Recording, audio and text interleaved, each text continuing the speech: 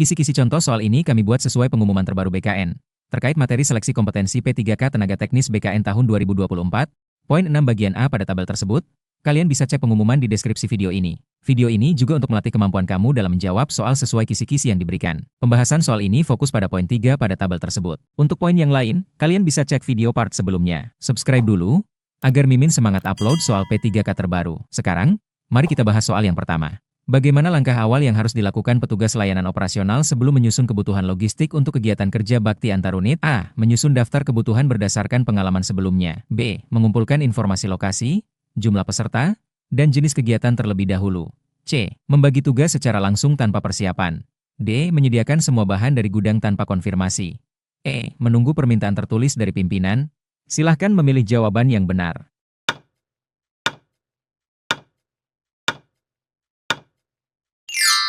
Jawabannya adalah B. Mengumpulkan informasi, lokasi, jumlah peserta, dan jenis kegiatan terlebih dahulu.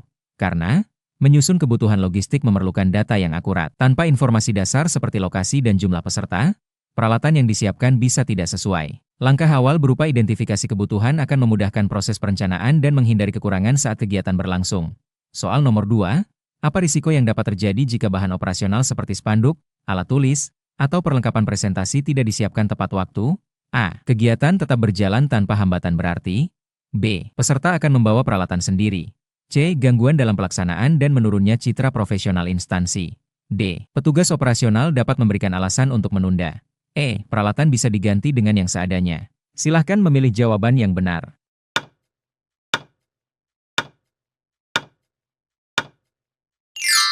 Jawabannya adalah C. Gangguan dalam pelaksanaan dan menurunnya citra profesional instansi. Karena ketidaksiapan peralatan layanan berdampak langsung pada jalannya kegiatan. Gangguan teknis atau ketidakteraturan menunjukkan kurangnya persiapan dan menurunkan kepercayaan peserta terhadap manajemen kegiatan dan layanan operasional instansi.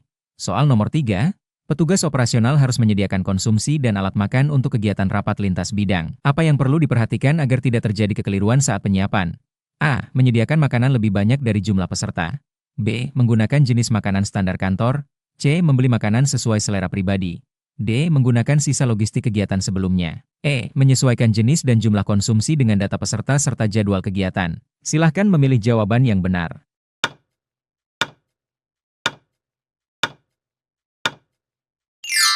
Jawabannya adalah E. Menyesuaikan jenis dan jumlah konsumsi dengan data peserta serta jadwal kegiatan. Karena konsumsi adalah bagian dari layanan yang perlu dirancang dengan presisi. Kesalahan dalam perhitungan bisa menimbulkan kesan buruk dan ketidakefisienan. Data peserta serta jadwal akan memengaruhi waktu penyajian dan jenis makanan yang sesuai. Soal nomor 4, mengapa penting bagi petugas layanan operasional untuk mencatat semua barang yang dikeluarkan dari gudang untuk suatu kegiatan? A. Agar dapat diperiksa oleh bendahara kegiatan. B. Untuk laporan ke kepala unit kerja. C. Supaya barang bisa ditukar jika rusak. D. Sebagai bukti administrasi dan pengendalian inventaris agar tidak terjadi kehilangan atau kelebihan barang. E. Untuk menambah nilai dalam penilaian kinerja pribadi. Silahkan memilih jawaban yang benar.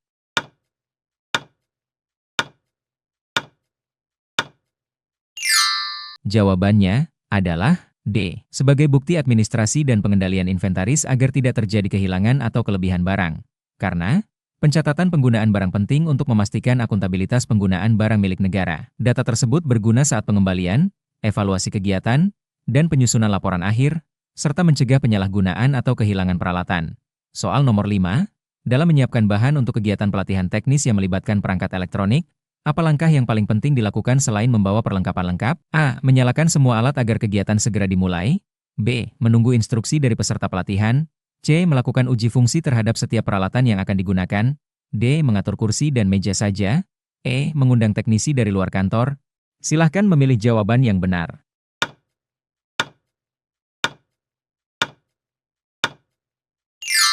Jawabannya adalah C. Melakukan uji fungsi terhadap setiap peralatan yang akan digunakan. Karena uji fungsi merupakan prosedur standar dalam penyiapan layanan operasional. Peralatan elektronik seperti proyektor, laptop, dan speaker harus dipastikan berfungsi untuk menghindari kendala teknis saat kegiatan dimulai. Ini menunjukkan kesiapan dan tanggung jawab dalam memberikan pelayanan yang maksimal. Soal nomor 6, apa dampak yang mungkin timbul jika petugas tidak menyiapkan peralatan pendukung sesuai standar kegiatan resmi instansi pemerintah? A. Tidak berdampak selama kegiatan tetap berlangsung. B. Peserta akan membawa peralatan sendiri. C. Hanya menambah beban anggaran. D. Citra instansi menjadi kurang profesional dan kegiatan berjalan tidak optimal. E. Menjadikan kegiatan terasa lebih santai. Silahkan memilih jawaban yang benar.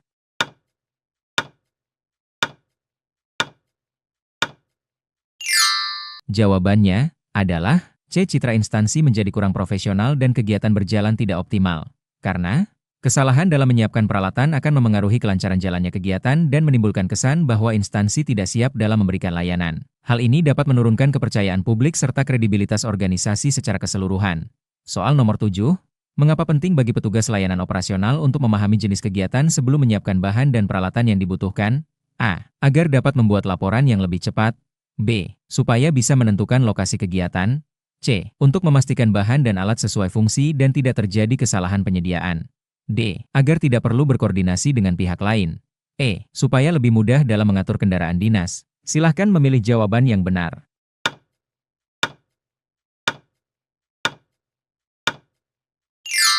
Jawabannya adalah C. Untuk memastikan bahan dan alat sesuai fungsi dan tidak terjadi kesalahan penyediaan. Karena setiap kegiatan memiliki karakteristik dan kebutuhan logistik yang berbeda. Dengan memahami jenis kegiatan, petugas dapat menyesuaikan jenis alat, bahan, jumlah, dan bentuk pengemasan sehingga pelayanan lebih tepat sasaran dan efisien. Soal nomor 8. Kapan waktu yang tepat untuk melakukan konfirmasi ulang terhadap kesiapan bahan dan peralatan sebelum kegiatan dimulai? A. Beberapa jam sebelum kegiatan dimulai untuk memastikan tidak ada perubahan mendadak. B. Sehari setelah kegiatan berlangsung. C. Saat kegiatan sudah berjalan setengah. D. Ketika ada keluhan dari peserta kegiatan. E. Setelah semua peralatan selesai dipakai. Silahkan memilih jawaban yang benar.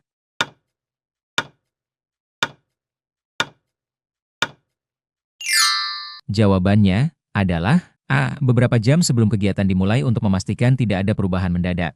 Karena meskipun persiapan sudah dilakukan jauh hari, konfirmasi ulang penting untuk mengantisipasi kondisi terakhir. Misalnya, jumlah peserta bisa berubah, lokasi kegiatan bergeser, atau alat tertentu rusak. Pemeriksaan akhir sebelum kegiatan memastikan semua berjalan lancar. Soal nomor 9.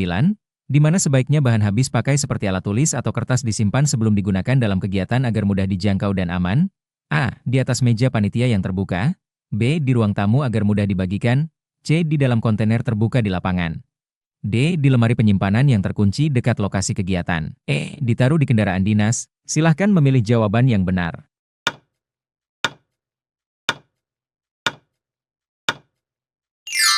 Jawabannya adalah D. Di lemari penyimpanan yang terkunci dekat lokasi kegiatan.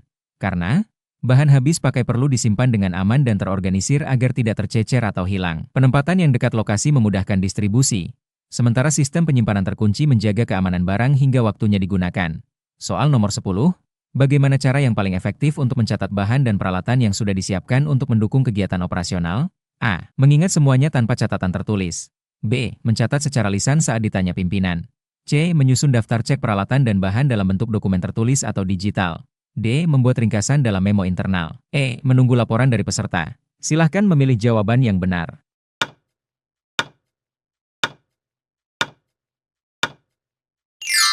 Jawabannya adalah C. Menyusun daftar cek peralatan dan bahan dalam bentuk dokumen tertulis atau digital. Karena daftar cek, checklist, memungkinkan petugas memastikan seluruh kebutuhan tersedia dan tertata dengan sistematis. Dokumentasi juga menjadi bukti pelaksanaan dan memudahkan pertanggungjawaban administrasi. Soal nomor 11. Apa yang harus dilakukan jika saat pelaksanaan kegiatan ditemukan kekurangan bahan atau alat yang sebelumnya tidak terdeteksi dalam persiapan? A. Menghentikan kegiatan sampai peralatan lengkap. B. Membiarkan kekurangan tersebut dan tetap melanjutkan. C. Meminta peserta menyesuaikan diri.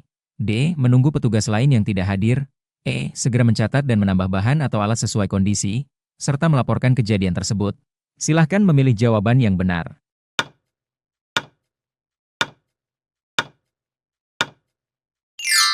Jawabannya adalah E. Segera mencatat dan menambah bahan atau alat sesuai kondisi, serta melaporkan kejadian tersebut.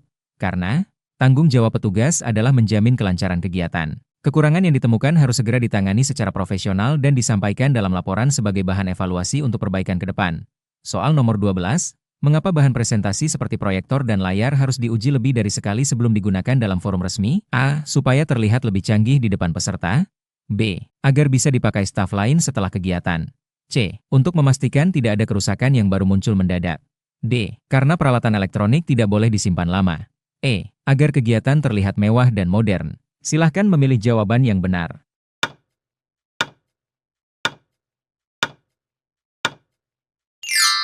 Jawabannya adalah C. Untuk memastikan tidak ada kerusakan yang baru muncul mendadak. Karena peralatan elektronik seringkali tampak berfungsi namun bisa mengalami masalah saat digunakan dalam durasi lama atau pada waktu tertentu. Uji coba beberapa kali memastikan semua berjalan lancar dan memberi waktu bagi petugas untuk mencari solusi jika ada kendala. Soal nomor 13, kapan sebaiknya laporan kegiatan tentang penggunaan bahan dan peralatan disusun dan disampaikan ke atasan? A. Segera setelah kegiatan selesai agar data masih akurat dan lengkap. B. Seminggu setelah kegiatan berakhir. C. Saat alat sudah dikembalikan semua. D. Ketika diminta oleh staf keuangan. E. Setelah alat hilang dan harus dicari. Silahkan memilih jawaban yang benar.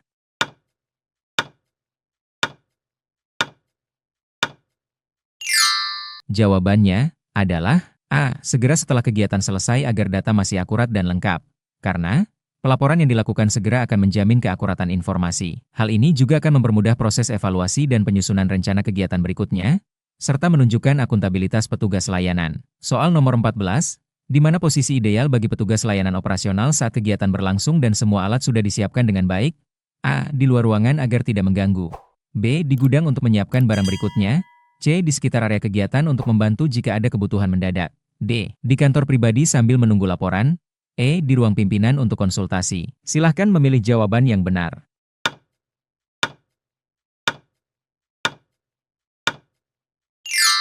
Jawabannya adalah C. Di sekitar area kegiatan untuk membantu jika ada kebutuhan mendadak.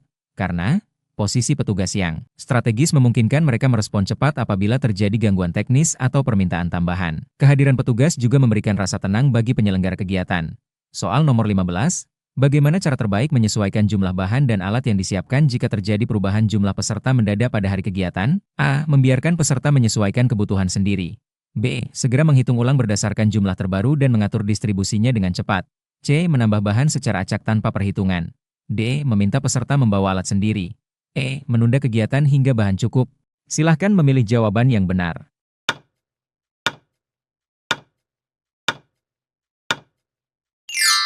Jawabannya adalah B. Segera menghitung ulang berdasarkan jumlah terbaru dan mengatur distribusinya dengan cepat. Karena perubahan jumlah peserta harus ditanggapi dengan penyesuaian operasional yang cepat dan tepat. Perhitungan ulang akan mencegah kekurangan atau pemborosan, serta menjaga kelancaran acara tanpa menunda pelaksanaan. Sebelum lanjut ke soal berikutnya, jangan lupa subscribe jika video ini bermanfaat. Kita akan lanjut ke video selanjutnya. Terima kasih.